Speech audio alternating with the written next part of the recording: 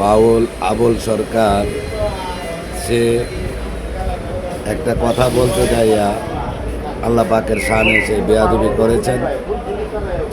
এটার জন্য তাকে তওবা কাটার জন্য সুযোগ দেওয়া উচিত ছিল। তারপরেও তৌহিদি জনতার নামে একজন মাওলানা মামলা করেছে, পুলিশ তাকে গ্রেপ্তার করেছে। এবার বাংলাদেশের বিচার বিভাগ সেটা ব্যাখ্যা করে তাকে কি শাস্তি দিবে নাকি মুক্ত করবে, এটা হলো বিচার বিভাগের কাজ। গতকালকে এই আবুল সরকারের অনুসারীরা তারা মানববন্ধন করার জন্য তারা প্রস্তুতি নিয়েছিল। এই মানববন্ধন তাদেরকে না করতে দেওয়া এবং তাদের উপরে অতর্কিত হামলা করে তাদেরকে এই সন্ত্রাসী কায়দায় বেদুর মারধর করা, এটা ইসলাম ধর্মে সাপোর্ট করে না এবং ধর্মের ভিতরে এটা নেই। তৌহিদি জনতা নাম ব্যবহার করে আপনারা যারা জঙ্গিবাদী প্রতিষ্ঠা করছেন, এই সমস্ত জামাত শিবির অনুসারীদেরকে আমরা বলবো যে আপনারা সাবধান হয়ে যান।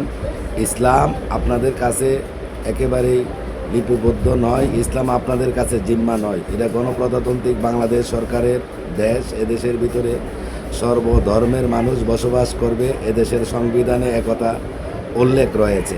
এখানে কেউ যদি আল্লাহ এবং রাসূলের শানে কটূক্তি করে, সেক্ষেত্রে যেহেতু ইসলামের আইনে দেশ চলে না, আপনাকে দায়িত্ব হলো আপনি দেশের আইনশৃঙ্খলা বাহিনীর কাছে আপনি তার বিরুদ্ধে অভিযোগ করবেন, আইনশৃঙ্খলা বাহিনী তার বিচার করবে। যেহেতু এটা গণপ্রজাতন্ত্রিক বাংলাদেশ সরকারের এটা গণতন্ত্রের দেশ, এই দেশে বিচার বিভাগ তার বিচার করবে। আপনি নিজের হাতে বিচার করার এখতিয়ার বাংলাদেশে নেই। যদি ইসলামী আইনে বাংলাদেশ পরিচালিত হইতো তাহলে ইসলামের বিধান অনুযায়ী আপনি বিচার করতে পারতেন। যেহেতু সর্বদলীয় বাংলাদেশ, এখানে আইন শৃঙ্খলার উপরে আপনাকে আমাকে আমাদের বিশ্বাস রাখতে হবে এবং ভরসা রাখতে হবে। তাই আপনারা যারা গতকালকে আবুল সরকারের অনুসারীদেরকে উপরে যারা হামলা করেছেন, আমরা আহলে সুন্নাত ওয়াল জামাতের পক্ষ হইতে তার তীব্র নিন্দা জ্ঞাপন করছি এবং আহলে সুন্নাত ওয়াল জামাতের অনুসরণকারী এই বাউল সম্প্রদায়ের মানুষ, সেই হিসাবে বাউল সম্প্রদায়কে আপনারা যারা আঘাত করেছেন এর বিরুদ্ধে আইনানুগ ব্যবস্থা নেওয়ার জন্য আইনশৃঙ্খলা বাহিনীর কাছে আমরা জোর দাবি করছি। তার পাশাপাশি বাউল প্রেমিক যারা আছেন, আপনারা আইনশৃঙ্খলা বাহিনীর কাছে সহানুভূতি চান, প্রয়োজনে তাদের বিরুদ্ধে আপনারা ওই থানাতে আপনারা মামলা করুন। ইনশাল্লাহ আমাদের দেশের আইনশৃঙ্খলা বাহিনী তাদের বিরুদ্ধেও অ্যাকশানে যাইতে তারা দ্বিধা বোধ করবে না। তাই আইনশৃঙ্খলা বাহিনীর কাছে আপনারা সহযোগিতা কামনা করুন। আর বিশেষ করে তৌহিদি জনতা নামে এই সমস্ত জঙ্গিদেরকে আমরা বলবো যে আপনারা জানেন এই বাউল সঙ্গীতে যারা গান পরিবেশন করে বা বাউল সঙ্গীতের সঙ্গে যারা সংশ্লিষ্ট আছে, তারা বাংলাদেশ আহলে সুন্নাত ওয়াল জামাতের আকিদা তারা অনুসরণ করে বা আকিদা ফলো করে বা আহলে সুন্নাত ওয়াল জামাতের অন্তর্ভুক্ত লোক। তারা যদি ইসলাম বিরোধী কোনো কথা বলে, আপনারা আহলে সুন্নাত ওয়াল জামাতের যে সংগঠন রয়েছে সেখানে আপনারা বিচার চাইতে পারেন। আর যদি সুন্নিদের কাছে বিচার না চান, সেক্ষেত্রে আপনারা আইনশৃঙ্খলা বাহিনীর কাছে আপনারা বিচার চান, এতে করে কোনো সমস্যা নেই। আপনারা যেহেতু আইনশৃঙ্খলা বাহিনীর কাছে আবুল সরকারের বিরুদ্ধে মামলা করেছেন এবং আপনাদের মামলায় সাড়া দিয়ে পুলিশ প্রশাসন তাকে গ্রেপ্তার করতে বাধ্য হয়েছেন, এখন আপনারা ধৈর্য সহকারে বসে থাকা উচিত ছিল। বিচার বিভাগ যেটা ভালো মনে করে তারা সেই বিচারই তার করবে। শাস্তির যোগ্য হলে শাস্তি দেবে, হালাসের উপযুক্ত হলে তাকে হালাস দেবে। এটা বিচার বিভাগের কাজ। এখন আপনারা যারা গতকালকে মানিকগঞ্জে তৌহিদি জনতার নাম দিয়ে লাঠি ছোড়া আপনারা হাতে করে রাস্তায় নেমে মিছিল দিলেন এবং তাদেরকে মেরে ফেলার হুমকি দিবেন, আপনি তাদেরকে ধরে ধরে আইনের আওতায় হস্তান্তর করার জন্য স্লোগান দিলেন, এগুলো দেশের আইনকে আপনারা ডিনাই করলেন এবং জঙ্গিবাদ প্রতিষ্ঠা করার যে কায়দা সেটা আপনারা দেখালেন। এতে করে দেশের আইন শৃঙ্খলা আপনারা ব্যাঘাত করেছেন এবং আইন শৃঙ্খলা আপনারা নিজের হাতে তুলে নিয়েছেন, যা আমাদের ইসলাম ধর্মে সাপোর্ট করে না। তাই প্রিয় বাউল প্রেমিক ভাইয়েরা, আপনাদেরকে বলবো আপনারা সারা বাংলাদেশে ঐক্যবদ্ধ হয়ে আবুল সরকারের মুক্তিতে আপনারা মানববন্ধন করুন এবং আইনের সহযোগিতা আপনারা কামনা করুন এবং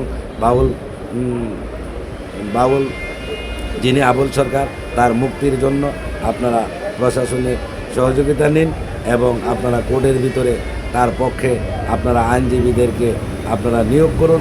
অবশ্যই আইনজীবীরা তার পক্ষে কথা বলে তাকে জামিনের ব্যবস্থা করবে। আর আপনাদেরকে যারা আঘাত করেছে তাদের বিরুদ্ধে আমরা তীব্র নিন্দা জ্ঞাপন করছি এবং অচিরেই আল্লাহ পাক যেন আঘাতপ্রাপ্ত বাউলদেরকে আল্লাহ যেন সুস্থ করে দেন এবং তাদের পরিবারকে ধৈর্য ধরার তৌফিক যেন দান করেন।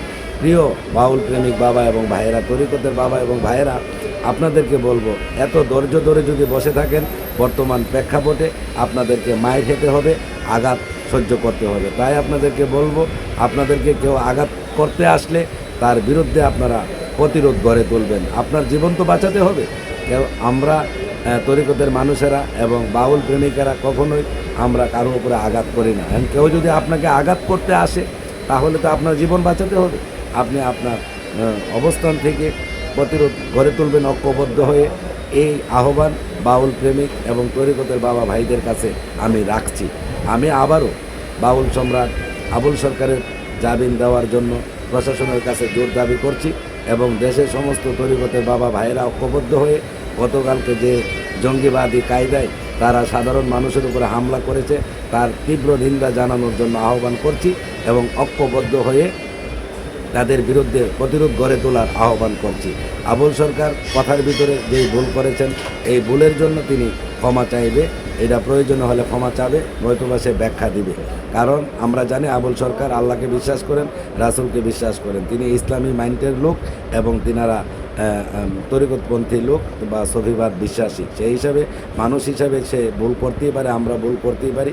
সেই জন্য আমাদের কাজ হলো কেউ ভুল করলে তাকে জিজ্ঞাসা করে তাকে তওবা কাটার জন্য তার উপরে নির্দেশ প্রয়োগ করা। সে যদি তওবা না কাটে তখন আইনানুগ ব্যবস্থা নিয়ে আইনের হাতে তাকে সমর্পণ করে দেওয়া। এটা হলো আমাদের কাজ। যেহেতু বাংলাদেশ ইসলামী আইন অনুযায়ী পরিচালিত হয় না, গণতন্ত্রের আইনে দেশ পরিচালিত হচ্ছে, তাই নিজের হাতে আইন যারা তুলে নিয়েছেন তারা জঙ্গিবাদী কাজ করেছেন, সন্ত্রাসী কাজ করেছেন।